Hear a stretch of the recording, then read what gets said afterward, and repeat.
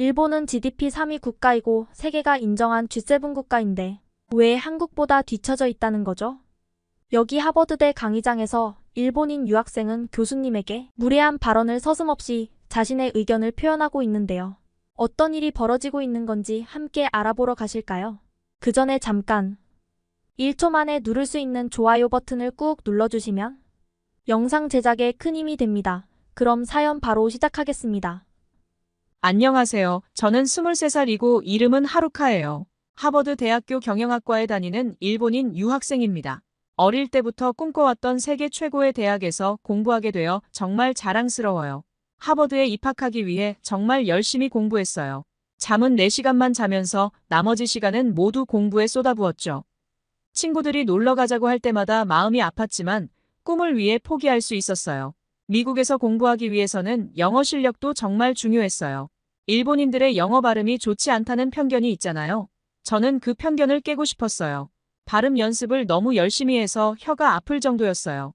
녹음기를 통해 들어보고 다시 고치고 또 써보면서 말하고 이런 노력들을 거치다 보니 그 노력 덕분에 지금은 원어민처럼 유창한 영어를 구사할 수 있게 됐어요. 일본인의 발음은 찾아볼 수가 없었죠. 노력은 배신하지 않는다는 걸 저는 믿고 있거든요. 그렇게 저는 하버드에 입학하고 나서도 쉬지 않고 공부했어요. 학점도 상위권이고 장학금도 받았죠.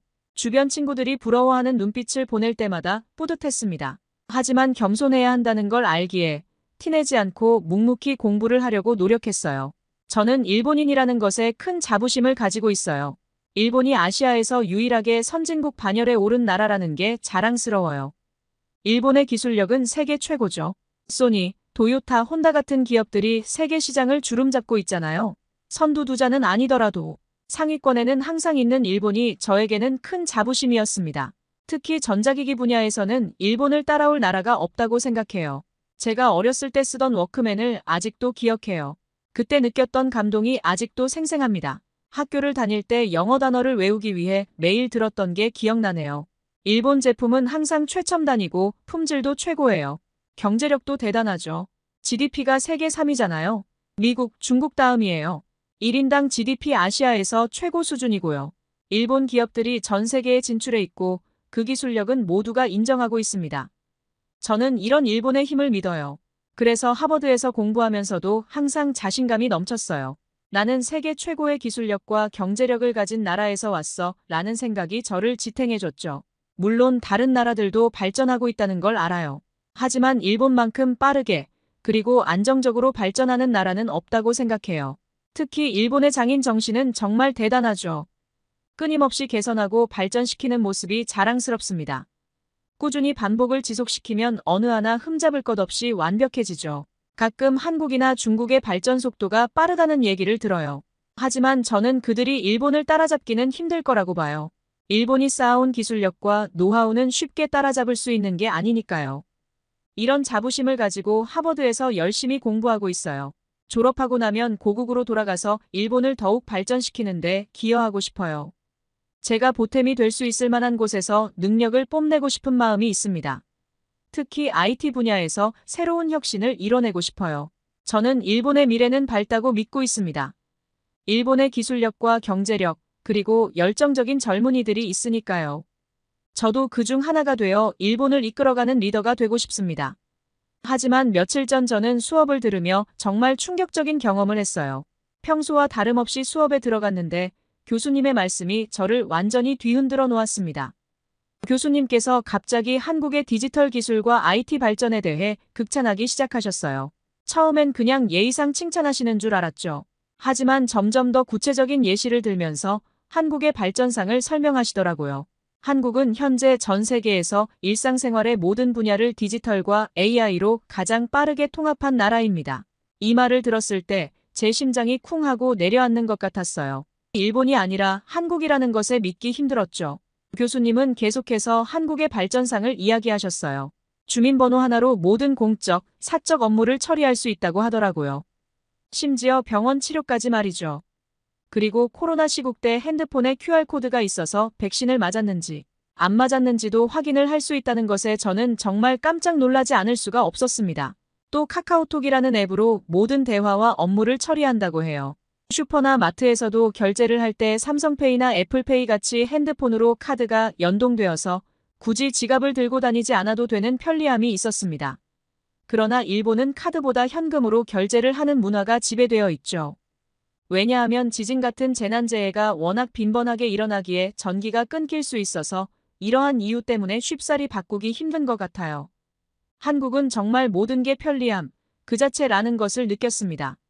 저는 그 말을 들으면서 점점 더 불안해졌어요. 일본은 아직도 팩스와 도장을 많이 사용하는데 한국은 이미 그런 걸 다 디지털화했다니 믿기 힘들었어요. 더 충격적인 건 음식 배달 시스템이었어요. 한국에서는 휴대폰으로 음식을 주문하면 30분 안에 어디든 배달이 된다고 해요. 심지어 캠핑장이나 공원 그리고 바다까지도요. 저는 그 말을 듣고 눈이 휘둥그레졌어요. 일본에서는 상상도 할 수 없는 일이에요. 특히나 일본은 확인하고 확인하는 버릇이 있어서 배달을 시키면 1시간 30분은 기다려야 하는 게 다반사거든요. 이런 점은 생활의 편리함을 위해 일궈낸 노력의 결과물이라고 생각이 듭니다.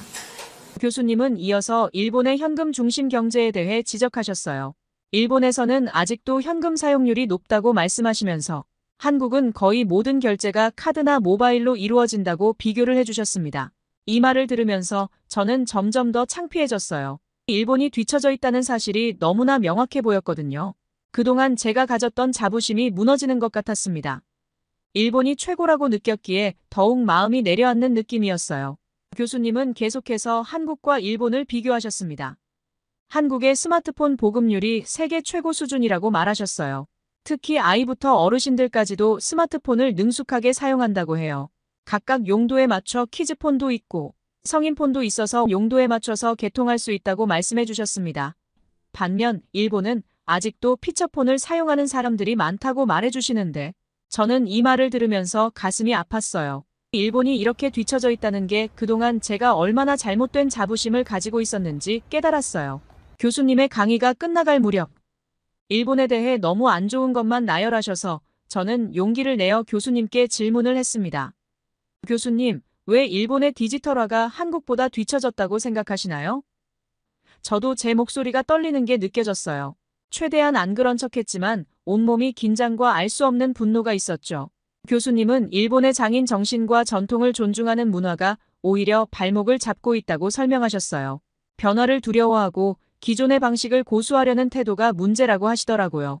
이 말을 들으면서 저는 깊은 고민에 빠졌어요. 일본이 가진 장점이 오히려 약점이 되어버린 걸까요?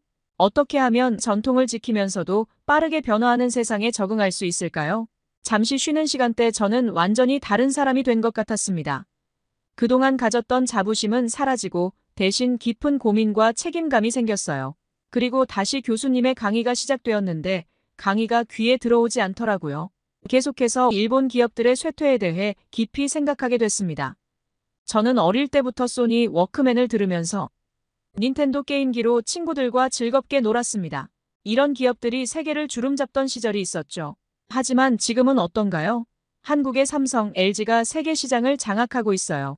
교수님께서 말씀하시길 한때 소니가 세계 최고의 전자제품 브랜드였지만 지금은 삼성에 완전히 밀렸습니다. 스마트폰 시장에서 소니의 점유율은 미미한 수준이죠. 이 말을 들으면서 가슴이 아팠어요. 일본의 자랑이었던 기업들이 이렇게 무너져 내리다니 너무나 충격적이었죠. 더욱 심각한 건 게임 시장이에요. 닌텐도는 여전히 강하지만 한국의 온라인 게임들이 세계 시장을 석권하고 있다는 거예요. 리니지나 배틀그라운드 같은 게임들이 한 예로 들 수 있죠. 일본 게임들은 점점 국내 시장에만 머물고 있는데 한국 게임은 세계를 제패하고 있습니다. 이런 생각을 하던 중 교수님의 수업이 다시 들리기 시작했는데 이번에는 기업 변화에 대해 말씀하셨어요. 한국 기업들은 빠르게 변화하는 시장에 맞춰 혁신을 거듭하고 있습니다. 반면 일본 기업들은 장인 정신에 매몰되어 변화의 흐름을 놓치고 있어요. 그 말을 들으면서 저는 깊은 고민에 빠졌습니다.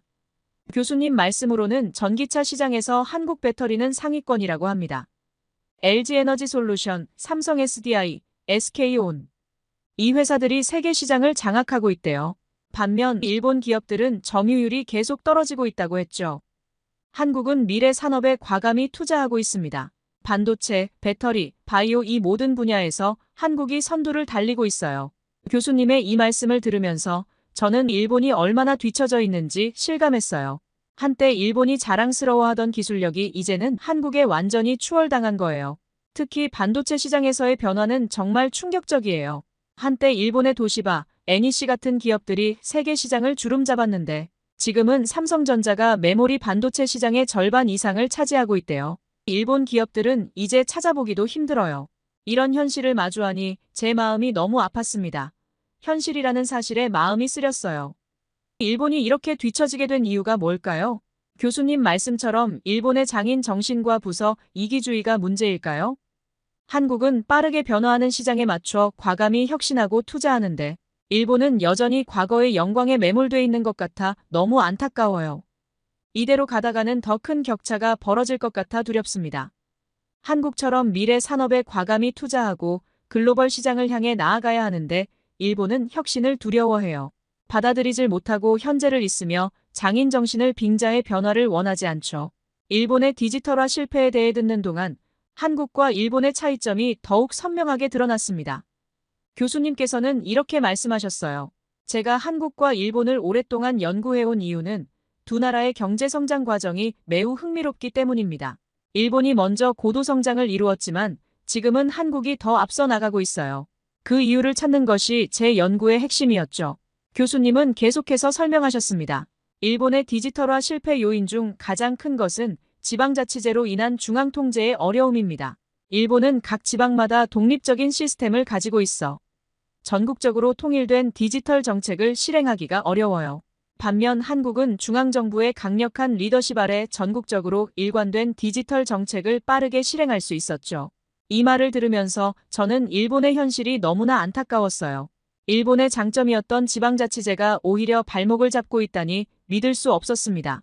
교수님은 자신이 한국에 대해 잘 아는 이유를 이렇게 설명하셨어요. 저는 지난 15년간 매년 한국을 방문하며 그들의 디지털 혁명을 지켜봤습니다. 서울대학교와 카이스트에서 특강도 하고 삼성, LG, SK 같은 대기업부터 네이버, 카카오 같은 IT 기업들을 방문하면서 한국의 발전상을 직접 목격했죠. 교수님은 한국의 디지털청 성공 사례를 들며 일본의 실패를 비교하셨어요.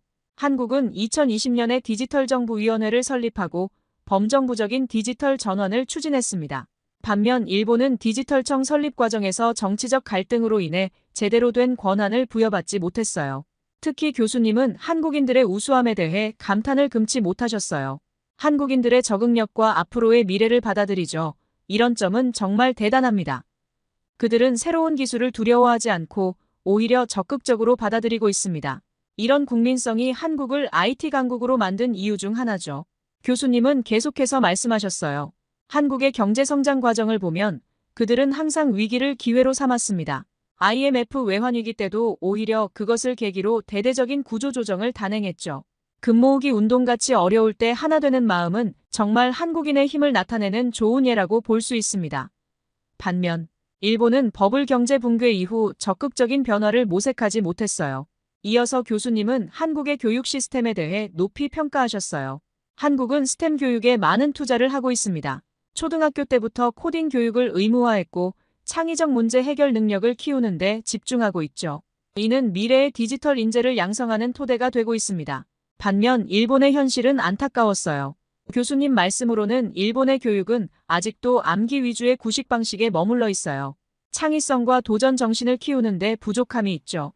이는 장기적으로 일본의 경쟁력을 약화시키는 요인이 될 것입니다. 교수님은 마지막으로 이렇게 말씀하셨어요. 한국의 성공 비결은 과감한 투자와 혁신에 있습니다. 5G, AI, 빅데이터 같은 미래 기술에 엄청난 예산을 쏟아붓고 있죠. 미래를 준비하고 있다는 뜻입니다. 그러나 일본은 재정 건전성만 강조하다 보니 이런 과감한 투자가 부족합니다. 이 차이가 두 나라의 현재 위치를 만들어낸 것이라고 봅니다.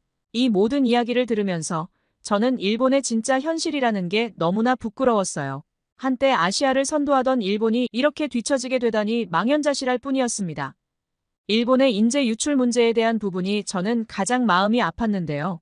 교수님께서는 이렇게 말씀하셨습니다. 일본의 가장 큰 문제 중 하나는 우수한 인재들이 해외로 빠져나가고 있다는 점입니다. 특히 IT 분야에서 이 현상이 두드러지고 있어요. 한국의 사례와 비교하며 설명을 이어갔어요. 반면 한국은 오히려 해외의 우수한 인재들을 유치하고 있습니다. 삼성, 네이버, 카카오 같은 기업들이 글로벌 인재를 적극적으로 영입하고 있죠. 심지어 실리콘밸리의 한인 개발자들이 한국으로 역이민을 오고 있다고 해요. 일본의 인재들이 해외로 떠나가는 반면 한국은 오히려 인재를 유치하고 있다는 것에 차이를 느낄 수밖에 없었습니다. 교수님은 계속해서 설명했습니다. 일본 기업들의 연공서열식 임금 체계와 경직된 조직 문화가 젊은 인재들을 떠나게 만들고 있어요. 반면 한국 기업들은 능력 중심의 보상 체계와 유연한 조직 문화로 젊은 인재들을 유치하고 있습니다. 특히 스타트업 생태계의 차이가 크다고 해요. 교수님 말씀으로는 서울의 강남과 판교는 활기 넘치는 스타트업들로 가득 차 있습니다. 정부의 적극적인 지원과 벤처 캐피탈의 투자로 젊은이들이 마음껏 도전할 수 있는 환경이 조성되어 있죠. 반면 일본의 스타트업 생태계는 아직 활성화되지 못했습니다. 대기업 중심의 체제와 장인 정신을 더불어 옛것을 보존한다는 보수적인 구조를 유지하고 있어서 한국에 뒤처질 수밖에 없다고 말씀하셨습니다. 교수님은 자신이 이런 차이를 알게 된 배경도 설명해 주셨어요. 저는 지난 몇 년간 한국과 일본의 주요 대학들을 방문하며 학생들과 대화를 나눴습니다. 한국 학생들의 열정과 도전 정신에 깊은 인상을 받았어요. 그들은 세계를 무대로 꿈을 키우고 있었죠. 반면 일본 학생들은 안정적인 대기업 취업만을 목표로 하는 경우가 많았습니다. 더 놀라운 것은 한국의 중장년층 인재 활용이었어요. 교수님 말씀으로는 한국은 은퇴한 베테랑 엔지니어들을 스타트업 멘토로 활용하고 있어요. 이들의 경험과 젊은이들의 아이디어가 시너지를 내면서 혁신을 만들어내고 있습니다. 일본에서는 이런 시도를 찾아보기 힘들죠. 교수님은 마지막으로 이렇게 말씀하셨어요.